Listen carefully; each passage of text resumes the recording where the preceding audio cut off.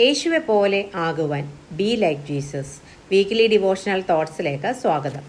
ഒരു പ്രസ്ഥാനം ശക്തമാണെന്ന് തെളിയിക്കുന്നത് അവരുടെ അടിസ്ഥാന വിശ്വാസ സംഹിതകളും കൂടിവരവുകളും അംഗത്വ സംഖ്യയും സമൂഹത്തിൽ അവരുടെ സ്വാധീനവുമൊക്കെയാണ്.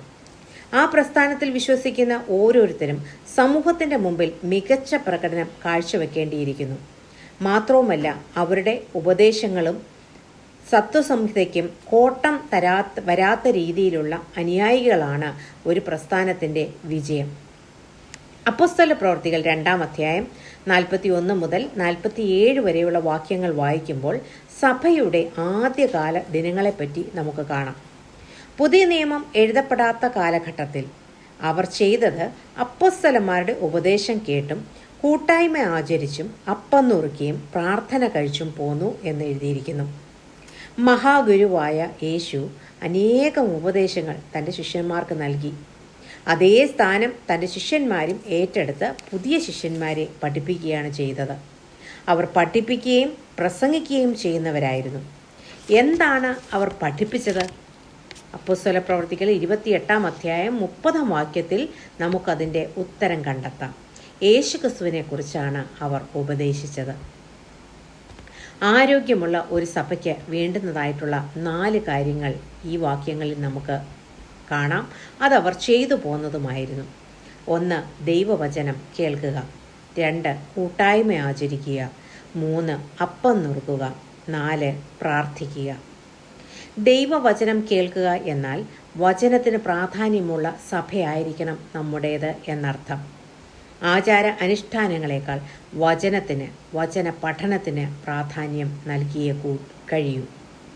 കൂട്ടായ്മ ആചരിക്കുക എന്നാൽ കൂടി വരിക എന്നതിലുപരി പരസ്പരം മനസ്സിലാക്കാനും സഹായിക്കാനും പ്രോത്സാഹിപ്പിക്കാനും പങ്കുവെക്കുവാനും കരുതുവാനും ആശ്വസിപ്പിക്കുവാനുമായി വേണം നാം ഒത്തുകൂടേണ്ടത് എന്നാണ് അർത്ഥമാക്കുന്നത്.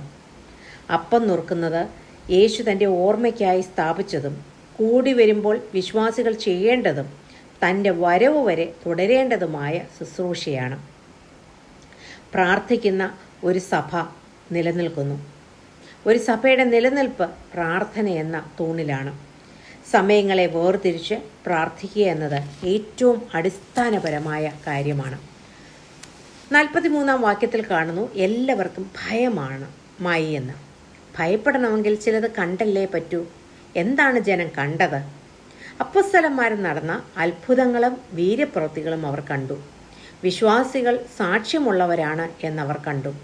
അവരുടെ കൂടിവരവുകൾ, പ്രാർത്ഥന, ഇതൊക്കെ കണ്ട ജനമാണ് വാസ്തവത്തിൽ ഭയപ്പെട്ടത്.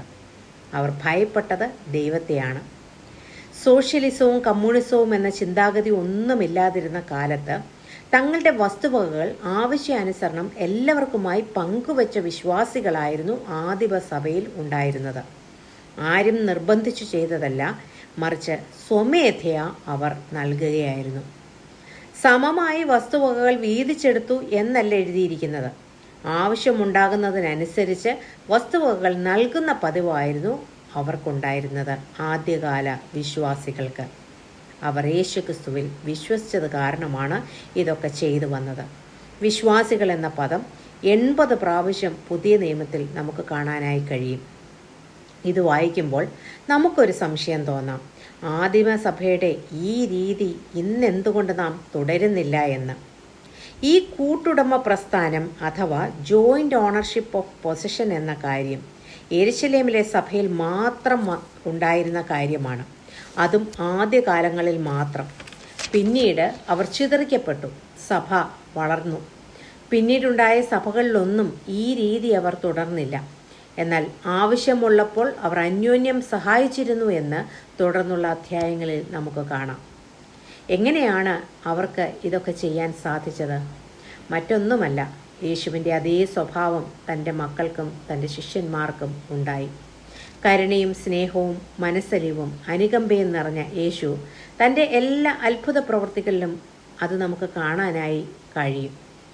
കരം കൊടുക്കാൻ സമയമായപ്പോൾ തനിക്കും തൻ്റെ പ്രിയ ശിഷ്യനായ പത്രോസിനും വേണ്ടി മത്സ്യത്തിൻ്റെ വായ്ക്കകത്ത് ചതുർദ്രഹ്മ പണം കരുതി വെച്ച കർത്താവാണ് നമ്മുടേത്.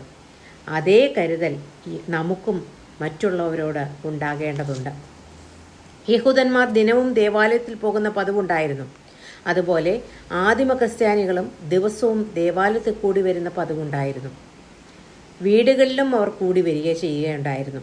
അപ്പം നുറുക്കുകയും പ്രാർത്ഥന കഴിക്കുകയും ചെയ്തു. ഓരോ ദിവസവും അവർ കൂടി വരുമ്പോൾ അനേകർ മാനസാന്തരപ്പെട്ട് ദൈവസഭയോട് ചേർന്നു വന്ന ജനം നിർബന്ധത്താൽ വന്നവരല്ല, സമയം കളയാൻ വന്നതുമല്ല. അവർക്ക് ഉല്ലാസവും ഹൃദയപരമാർത്ഥതയും ഉണ്ടായിരുന്നു.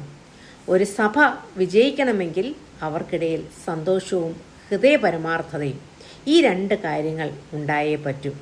സഭയിൽ മാത്രമല്ല, ഭവനത്തിലും ഇത് രണ്ടും ഉണ്ടാകണം. ദൈവത്തോടും മനുഷ്യരോടുമുള്ള ബന്ധമാണ് ഈ രണ്ട് കാര്യങ്ങളിലൂടെയും വെളിപ്പെടുത്തുന്നത്. ദൈവത്തെ സ്തുതിക്കുന്നവന് എപ്പോഴും സന്തോഷമുണ്ടാകണം. ഹൃദയപരമാർത്ഥത നമ്മുടെ സ്വാർത്ഥതയില്ലായ്മയെ വെളിപ്പെടുത്തുന്നു. ആകയാൽ കൂടിവരവുകൾക്ക് ഉപേക്ഷ വിചാരിക്കരുത്. അന്യോന്യം പ്രബോധിപ്പിക്കണം. എങ്കിൽ മാത്രമേ സാക്ഷ്യമുള്ള വിശ്വാസ സമൂഹം ഉണ്ടാകൂ.